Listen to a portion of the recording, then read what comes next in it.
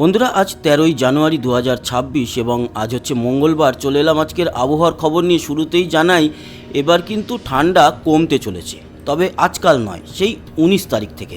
মাঝে দু একদিন আমরা লক্ষ্য করেছি যে ঠান্ডা একটু কম ছিল, আবারও কিন্তু ঠান্ডাটা বেশ ভালোভাবেই এসেছে। তবে আগামী কাল পরশু ঠান্ডা থাকবে, 19 তারিখ থেকে ঠান্ডা কমতে চলেছে।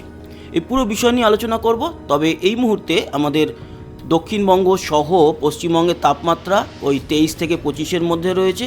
দার্জিলিং অবশ্যই একটু কম, 18-র মতো। এছাড়া বাংলাদেশ জুড়ে 23 থেকে 25-26-এর মধ্যেই, ঢাকা 27 এবং ত্রিপুরা লক্ষ্য করতে পারছি আজকের এই মুহূর্তে 26-27, শিলচর 27 এবং আসাম জুড়ে 24-এর মতো। আগামীকাল 14ই জানুয়ারি সকালে কত থাকবে সেটা দেখে নিই। কাল কিন্তু সকালে মোটামুটি ভালোই ঠান্ডা থাকবে। কলকাতায় 12-13-র মতো, বাকি এদিকে পুরুলিয়া, বাঁকুড়া, আসানসোল, বোলপুর, বীরভূম জুড়ে 9-10, কোথাও কোথাও 11, মুর্শিদাবাদেও 11, এদিকে কৃষ্ণনগর সহ নদিয়া 11, হুগলি, চুঁচুড়া 12 এবং চন্দ্রকোনা, সারেঙ্গা এই জায়গাগুলোতে কিন্তু 10-এর মতো। মানে পূর্ব মেদিনীপুরে লক্ষ্য করছি ঠান্ডা খারাপ নেই, একেবারে উপকূলে 12-13, কাথি, দীঘায়। কিন্তু এই যে বাকি অঞ্চলগুলো, বেলদা, তারপরে আমরশি, এই জায়গাটার নামটা নতুন আমি লক্ষ্য করছি। এই জায়গাটা কিন্তু আমার ঠিক আগে নামটা শোনা নেই। এই অঞ্চলে যদি কেউ ভিডিও দেখেন, এর সঠিক উচ্চারণটা বাংলাতে লিখে দেবেন কমেন্টসে, তাহলে সুবিধা হবে। ভগবানপুর, তারপরে রেয়াপাড়া, হেনরিয়া, এগরা, 7 মাইল, এগুলো কিন্তু সব 11-র মধ্যে থাকবে। এদিকে পশ্চিম মেদিনীপুরও খড়গপুর সহ ঝাড়গ্রাম সব 10-11-র মধ্যে, তার মানে ঠান্ডা থাকছে ভালোই। তবে উত্তর ও দক্ষিণ 24 পরগনায় তাপমাত্রাটা তাও 12, খারাপ কি, 11-12-র মতো থাকবে। দক্ষিণ 24 পরগনায় 14-15 একেবারে উপকূলে, বাকি 12-13-র মধ্যেই আগামীকাল সকালে লক্ষ্য করা যাচ্ছে। মালদা এবং 2 দিনাজপুর, গঙ্গারামপুর, বালুরঘাট, রায়গঞ্জ, কিষানগঞ্জ এই জায়গাগুলোতে ওই 11-12-র মধ্যে, 11ই ধরুন। দার্জিলিংয়ে কিন্তু তাপমাত্রা কালকে 2 ডিগ্রি বাড়ছে সকালে, মানে অন্যান্য দিনের থেকে 2 ডিগ্রি বেশি থাকবে। 5-এ থাকতো, দার্জিলিংয়ে 7। এছাড়া শিলিগুড়ি, জলপাইগুড়ি, ধূপগুড়ি সবই 11-12, আলিপুরদুয়ার, কোচবিহার সবই ওই 11-র মধ্যে। বাংলাদেশ জুড়ে তাপমাত্রা লক্ষ্য করতে পারছি পশ্চিমবঙ্গ লাগোয়া জেলাগুলি, রংপুর, দিনাজপুর, বোদা, পঞ্চগড়, জয়পুরহাট, কলাই, বগুড়া, রাজশাহী, মেহেরপুর, এদিকে ঝিনাইদহ, যশোর, সাতক্ষীরা সব ওই 12-র মধ্যে। তবে মধ্য বাংলাদেশে একটু বেশি থাকবে, ময়মনসিংহ, ঢাকা 13-14, কুমিল্লা 14, সিলেট 14, খুলনা, বরিশাল 13-14, বরগুনা, মঠবাড়িয়া ওই 13-র দিকে, চট্টগ্রাম, কক্সবাজার 16 থেকে 18। ত্রিপুরা কাল সকালে থাকছে 14-15-র মধ্যে এবং শিলচর কালকে সকালে 13, আর আসাম জুড়ে 11-12-র মধ্যেই লক্ষ্য করা যাচ্ছে, 10-11-র মধ্যে দেখা যাচ্ছে। এই হচ্ছে গিয়ে আগামীকাল সকালের তাপমাত্রা। পরের দিনগুলো মোটামুটি এরকমই থাকবে, আর একটু কমবে। কলকাতাতে 12-ই চলে আসবে, সব জায়গাতেই আরও 1-2 ডিগ্রি করে কমছে, 1 ডিগ্রি ধরে চলুন কমবে কালকের থেকে পরশু দিনে। 16 তারিখে ওই মোটামুটি একই থাকছে সব জায়গাতেই। 17 তারিখে যদি দেখি, তাহলে 17 তারিখেও মোটামুটি একই থাকছে, সেরকম কোনো হেরফের নেই। 18 তারিখের থেকে বাড়বে তাপমাত্রা একটু। 18 তারিখে অবশ্য ভোর 5টাতে যেটা দেখতে পাচ্ছি, তাতে খুব যে মানে ভেরিয়েশন হবে তা না, ওই 14-র মতো, মানে 1 ডিগ্রি বাড়বে।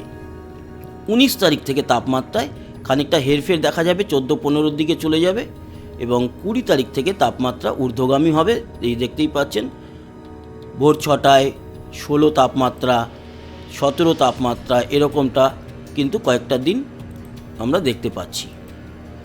তারপরে গিয়ে আরও বাড়বে।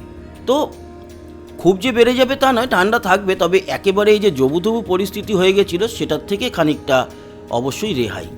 আর আরও একটা জিনিস দেখতে পাচ্ছিলাম না, রাজস্থানে এবার একটা বরফ পড়ার সম্ভাবনা দেখা দিয়েছিল। সেটা অবশ্য আপাতত লক্ষ্য করা যাচ্ছে না, কিন্তু রাজস্থানের দিকে ভয়ঙ্কর ঠান্ডা থাকবে। 4-3, কোথাও কোথাও 3-4-এর মধ্যে তাপমাত্রা, মানে রাজস্থান, এদিকে আমাদের পাঞ্জাব, এই জায়গাগুলোতে কিন্তু ভয়ঙ্কর মানে তাপমাত্রা নেমে যাবে, শৈত্যপ্রবাহ দেখা যাচ্ছে। পাকিস্তান, আফগানিস্তানে তো ভয়ঙ্কর পরিস্থিতি। এই হলো গিয়ে সম্পূর্ণ তাপমাত্রার আলোচনা। এইবার চলে যাই নতুন কোনো ঘূর্ণাবর্ত তৈরি হচ্ছে কিনা। তার আগে দেখে নিই আবহাওয়ার সতর্কতা কিছু আছে যে না, আগামীকাল বা আজ কোনো সতর্কতা নেই। চলে যাব নতুন কোনো ঘূর্ণাবর্ত তৈরি হচ্ছে কিনা বঙ্গোপসাগর এবং আরব সাগরে। আজকে 13, আজকে কোনো ঘূর্ণাবর্ত নেই। 14, 15, 16 সহ পুরো দিনগুলোতে যদি দেখি, না সেরকম কোনো ঘূর্ণাবর্ত লক্ষ্য করা গেল না। এবং বৃষ্টি ও বজ্র মুডে গিয়ে দেখে নেব, বৃষ্টি ও বজ্র মুডেও দক্ষিণ ভারত ছাড়া আমাদের ভারতবর্ষের আর কোথাও বৃষ্টি নেই সেরকমই কিন্তু আছে। অবশ্য 21 তারিখের পর উত্তর ভারতে একটু বৃষ্টির প্রবেশ ঘটবে, সেটা আসবে পাকিস্তানের দিক থেকে। আমাদের জম্মু কাশ্মীর, পাঞ্জাব, রাজস্থানের দিকে কিছুটা বৃষ্টি লক্ষ্য করা যাবে, কিন্তু আমাদের বেঙ্গল জোনে কোনো বৃষ্টি আপাতত থাকছে না। তবে 28 তারিখের পর হয়তো একটা পশ্চিমী মেঘের প্রবেশ ঘটে কিছুটা বৃষ্টি হয়তো তার পরের দিকে, মানে জানুয়ারি শেষের দিকে লক্ষ্য করা যেতে পারে। আপাতত কিছু নেই। এবার আমরা বৃষ্টির যে পরিমাণ সেটাই যদি দেখি, তাহলে উত্তর ভারতে কিন্তু বৃষ্টি আসবে বা বৃষ্টি থাকবে জানুয়ারিতে।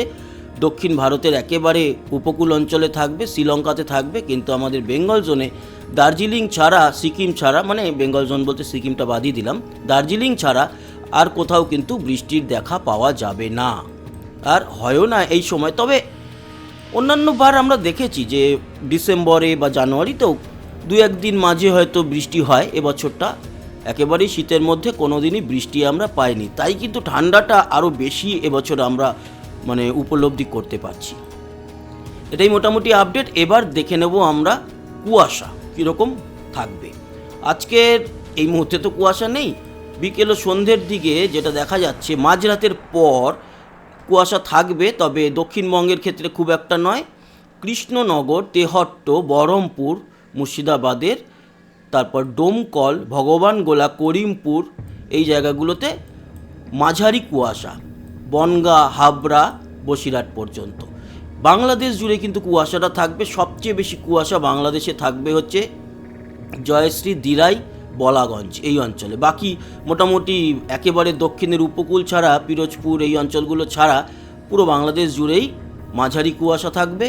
আমাদের মালদা এবং 2 দিনাজপুরেই কুয়াশাটা থাকবে। তবে 2 দিনাজপুরের মধ্যে উত্তর দিনাজপুরের রায়গঞ্জ, করণদিঘি, তারপরে ঠাকুরগঞ্জ এই জায়গাগুলোয় কুয়াশার পরিমাণ বেশি।